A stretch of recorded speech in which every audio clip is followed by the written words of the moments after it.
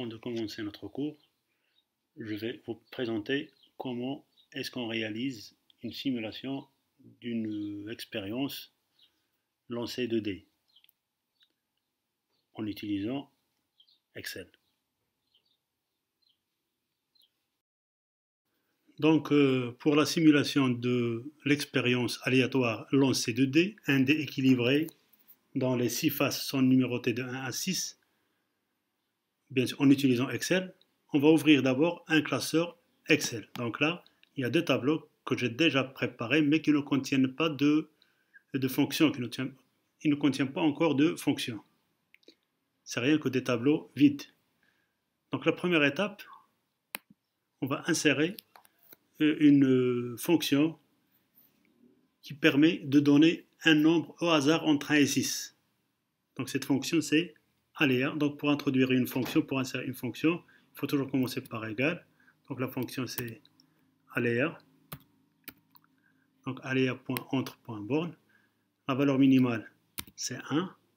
Et la valeur maximale est 6. Donc là, j'ai 6. C'est comme si j'ai lancé le dé une seule fois et la face apparue est 6. C'est le numéro 6.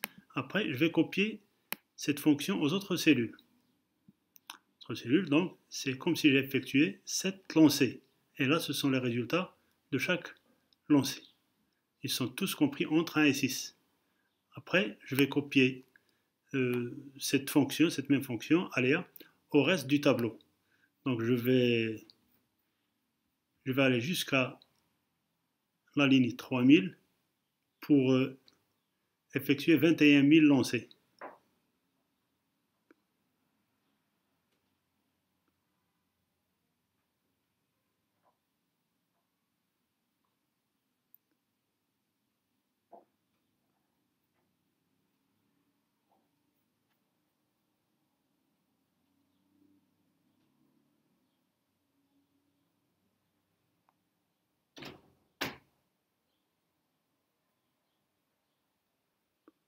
Donc là, j'ai la ligne 3000, donc c'est 21 000 lancés. Après, je vais sur le deuxième tableau. Là, je vais calculer le nombre d'apparitions de chaque face.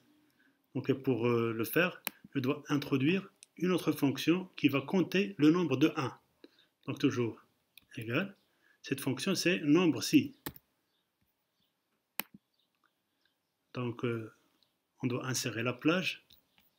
C'est donc de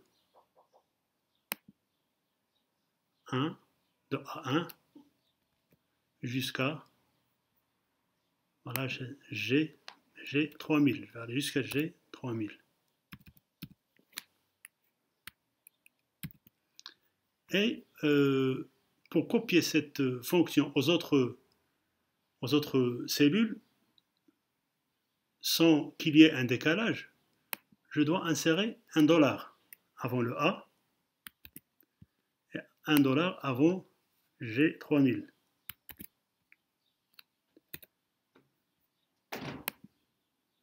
J'ai pas encore saisi le critère. Donc le critère, c'est, tu vas compter le nombre de 1. Donc on a 3558 fois de 1. Je vais copier la fonction aux autres cellules, sauf que ici, je dois changer le critère. Donc le nombre de 2, ici c'est le nombre de 3, et le nombre de 4, nombre de faces qui porte le numéro 5, et le nombre de 6. Donc là, j'ai tous les résultats. Donc ici, je dois écrire le total. Le total, c'est-à-dire le nombre d'opérations, ou bien le nombre de lancers de dés qu'on a effectué. Donc, c'est la fonction somme.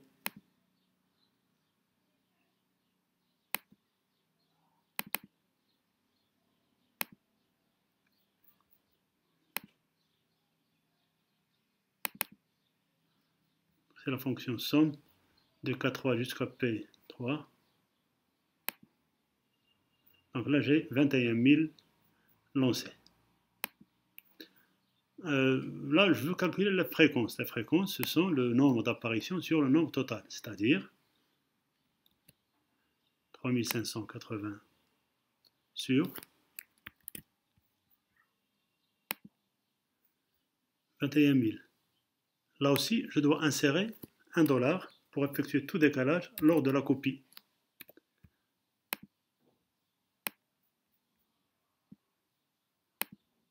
Et là, je vais copier la fonction somme.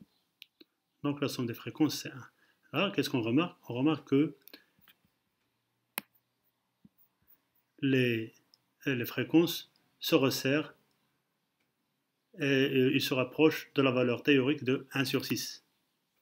Si je calcule 1 sur 6, c'est 0,666. Donc, toutes les valeurs, toutes les fréquences se rapprochent de la même valeur. On dit que la probabilité d'avoir chaque face est égale à 1 sur 6.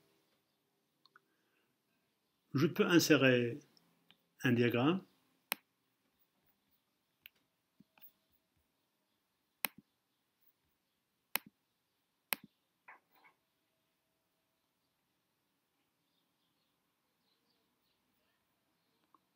Donc là, on a le nombre d'apparitions. Il est presque le même.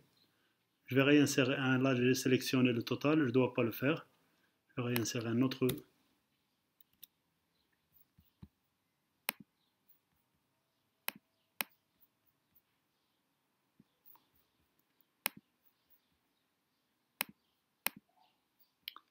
Donc on remarque que on a le nombre d'apparitions est presque le même, d'où les fréquences sont presque les mêmes.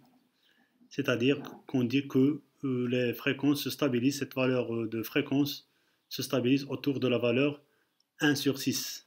Donc la probabilité de l'événement élémentaire, la face apparue est égale à 1, et 1 sur 6, la probabilité de l'événement élémentaire, la face apparue est 2 égale à 1 sur 6, et ainsi de suite. Toutes les faces ont la même probabilité 1 sur 6. Donc je peux faire la même chose, la même expérience pour simuler par exemple lancer d'une pièce de monnaie équilibrée. Je vais voir les résultats. 1,5. Les fréquences vont se stabiliser autour de la valeur 0,5. Donc je vais dire que la probabilité pour avoir face c'est 1,5 et pour avoir pile est 1,5. Bien sûr, la pièce de monnaie est équilibrée. Assalamu alaikum wa rahmatullahi ta'ala wa barakatuh. Bienvenue dans cette nouvelle leçon, calcul de probabilité pour la deuxième année bac, sciences expérimentales, toute filière. Premier paragraphe, expérience aléatoire. Qu'est-ce qu'on entend dire par une expérience aléatoire? Donc c'est une expérience est dite aléatoire lorsqu'elle a plusieurs issues.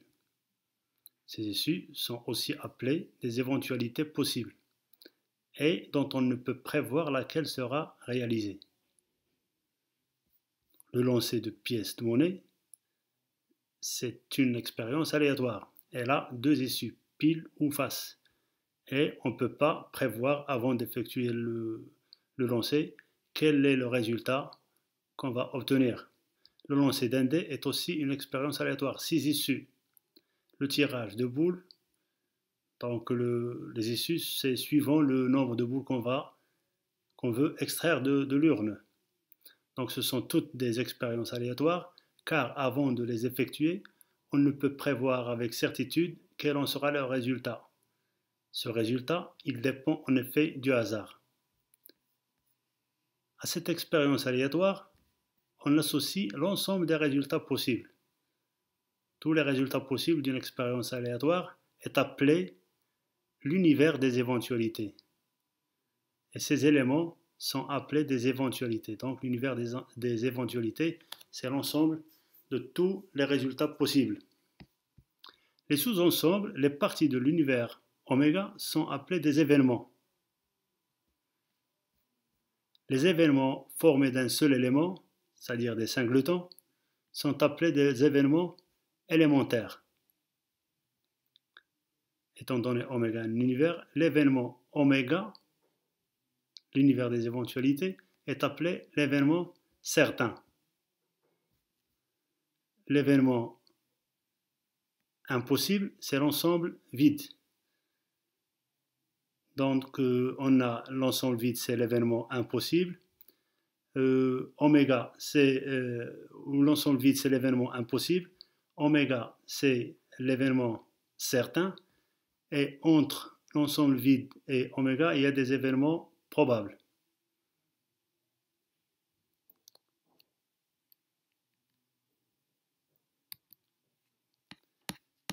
L'événement formé des éventualités qui sont dans A et dans B, c'est-à-dire les éventualités communes entre A et B, cet événement est noté A inter B. L'intersection de A et B, ce sont les événements, ou bien ce sont les éléments de A, les éléments communs entre A et B. L'événement formé des éventualités qui sont dans A ou dans B est noté A union B.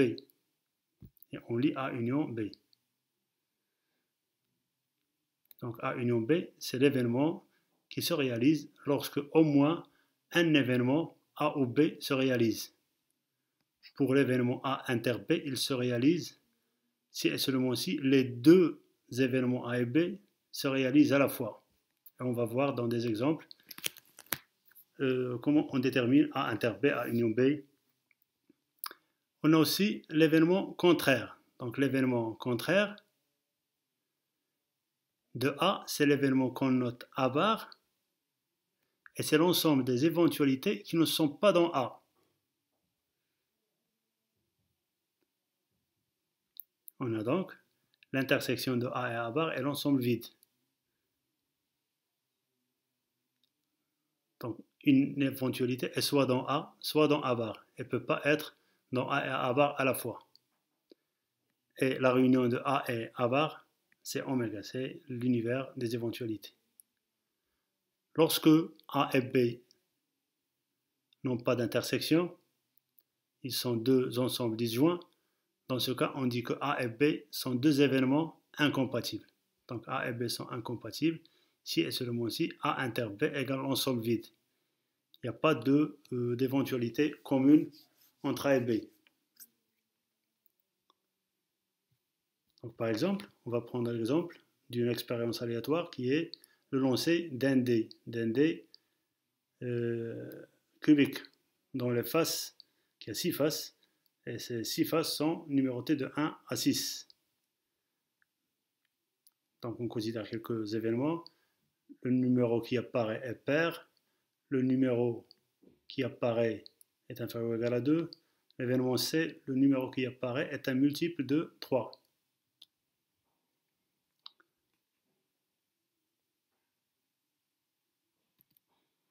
Donc on a l'univers des éventualités, c'est l'ensemble oméga 1, 2, 3, 4, 5, 6, car en lançant un dé une seule fois, les résultats possibles, le numéro qui apparaît, c'est soit 1, soit 2, soit 3, soit 4, soit 5, soit 6. Ce sont les numéros qui sont sur les faces du dé. On a ici 6 résultats possibles. Ce sont tous les résultats possibles, on a 6 résultats. On dit que cardinal de oméga égale à 6. Donc le cardinal de oméga, c'est le nombre de tous les résultats possibles, c'est-à-dire le nombre d'éléments de oméga. Et on écrit card oméga égale à 6. On a A, le D indique un nombre pair, donc les résultats possibles sont 2, 4, 6. Donc on a 3 résultats possibles. On dit que cardinal de A égale à 3. B, le D indique un nombre inférieur ou égal à 2. Donc 2 résultats possibles, 1 et 2. Donc, cardinal de B égale à 2. C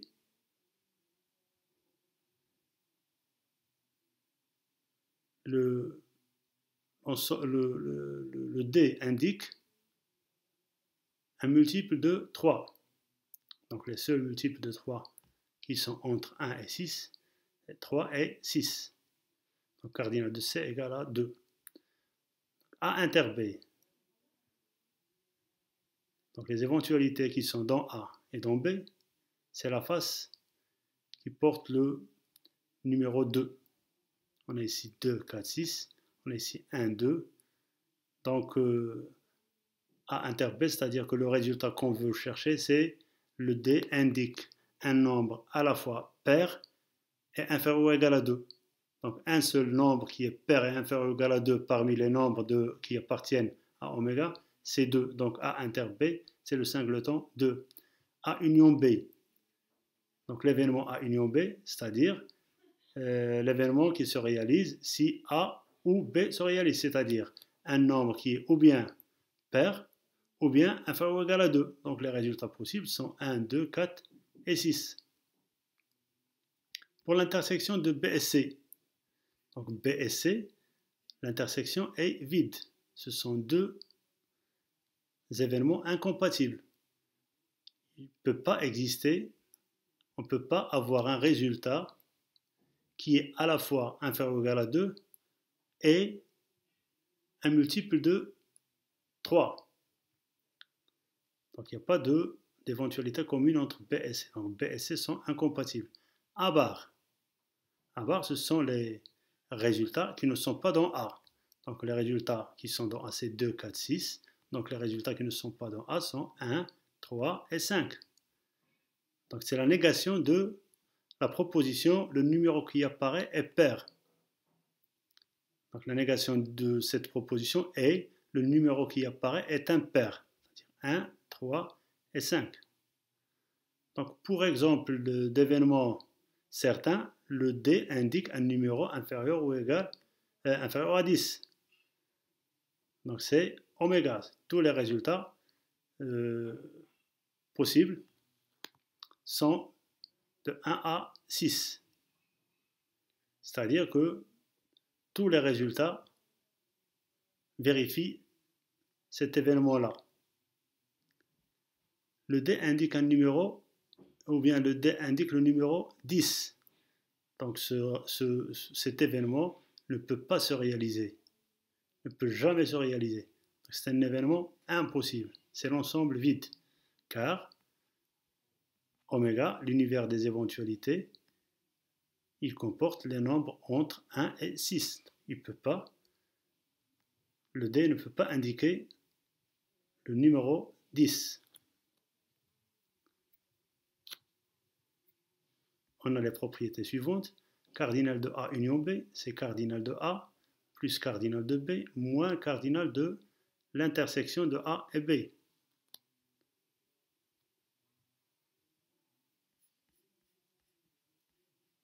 Si A et B sont incompatibles, c'est-à-dire que A inter B égale ensemble vide, dans ce cas, le cardinal de A inter B égale à 0.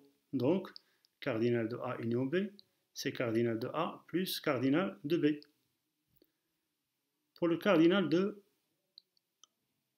A bar, c'est cardinal de oméga moins cardinal de A, car A union A bar égale à oméga, et A inter A bar égale l'ensemble vide, donc cardinal de A plus cardinal de A bar égale cardinal de oméga.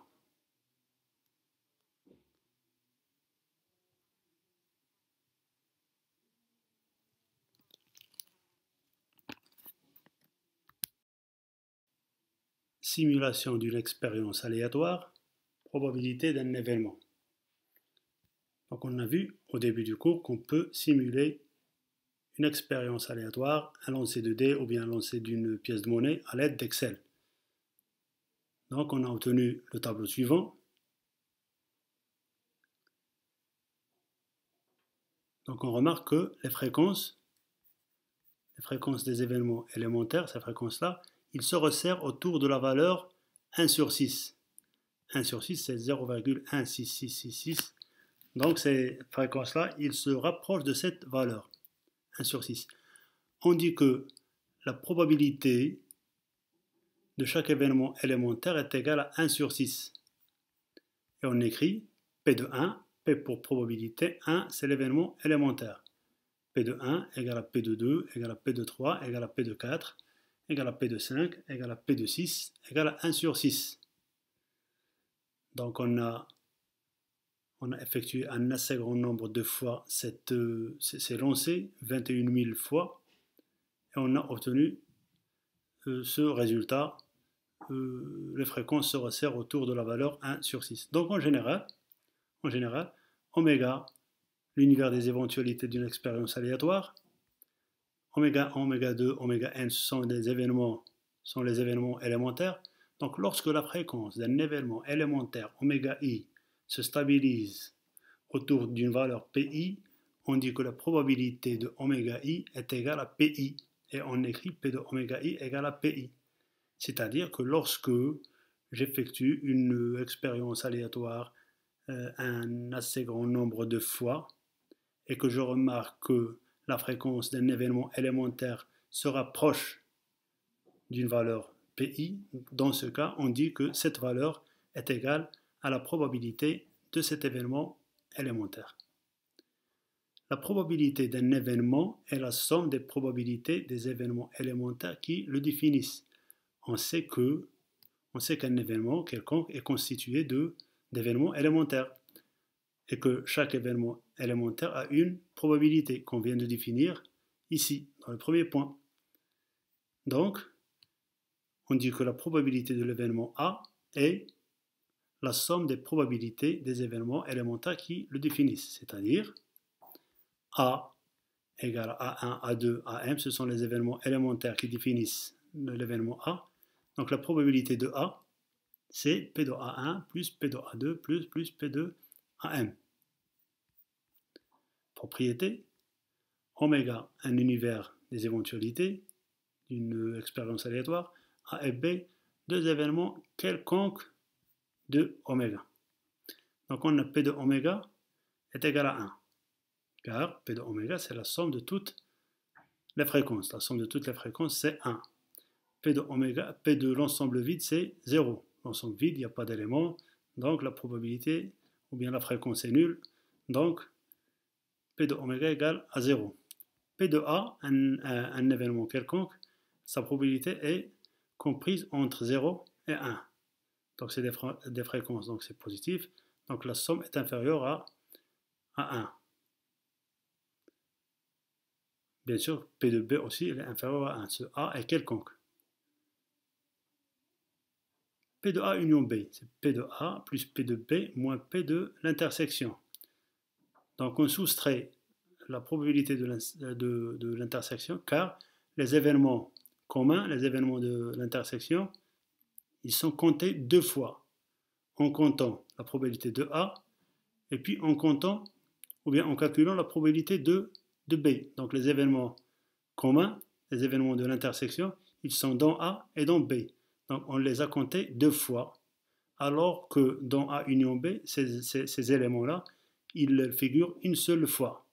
Donc on est ici deux fois, on doit soustraire une.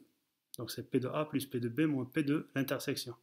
Si A et B sont incompatibles, c'est-à-dire A inter B égale ensemble vide, dans ce cas, P de A inter B égale à 0, d'où P de A union B égale à P de A plus P de B. P de A bar égale à 1 moins P de A. On a A union A bar égale à oméga. Donc P de A union A bar égale à P de oméga égale à 1. Et puisque A et A bar sont incompatibles, donc c'est P de A plus P de A bar égale à 1. Donc P de A bar égale à 1 moins P de A. Donc par exemple, le lancer d'un dé non pipé, c'est-à-dire un dé équilibré. Calculer les probabilités des événements suivants. Donc ces événements, on les a déjà vus dans un exemple précédent.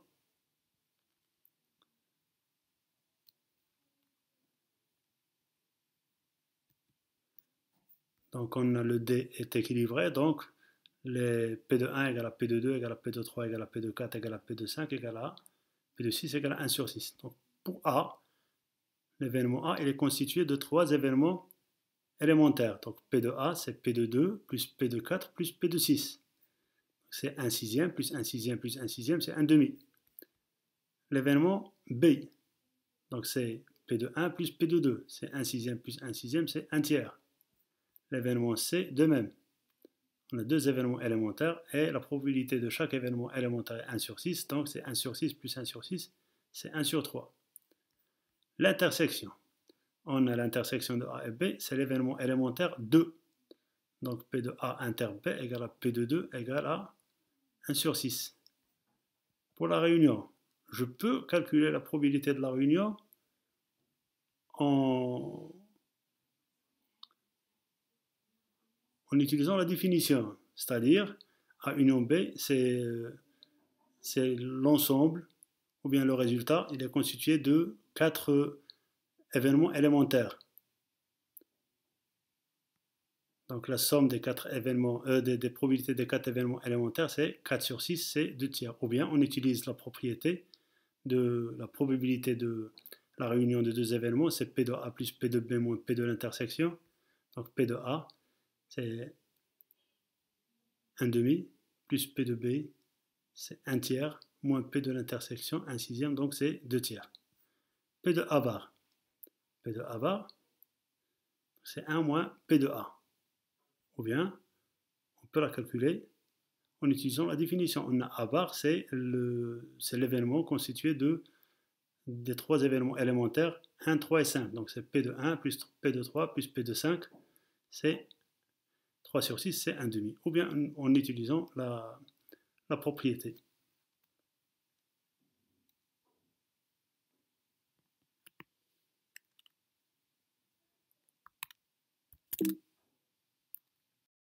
L'équiprobabilité. Définition. Oméga, l'univers des éventualités d'une expérience aléatoire. Oméga 1, oméga 2, oméga n sont les événements élémentaires.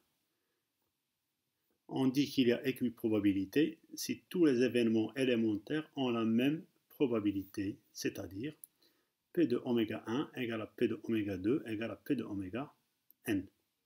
Donc tous les événements élémentaires ont la même probabilité, on dit qu'il y a équiprobabilité.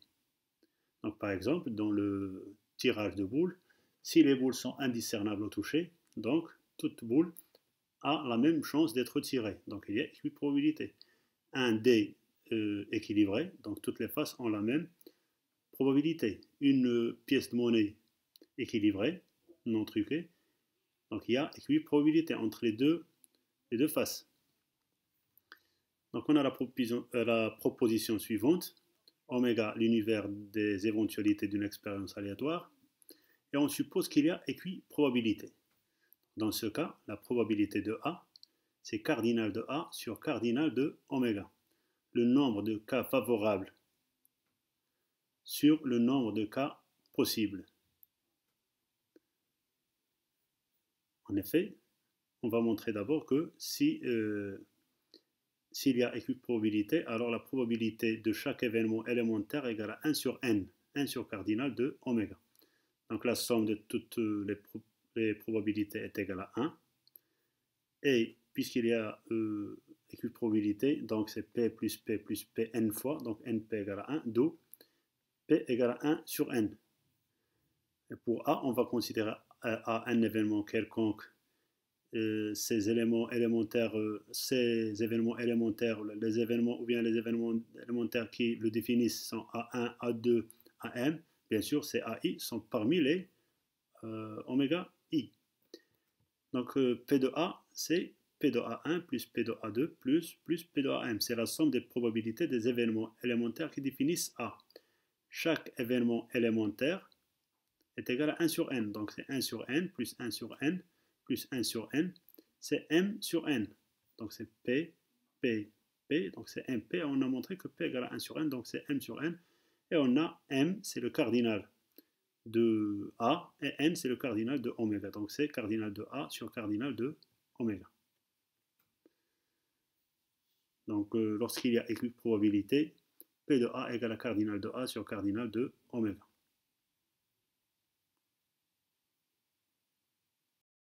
C'est tout pour cette première partie du cours et on se rencontre dans la deuxième partie, Inch'Allah.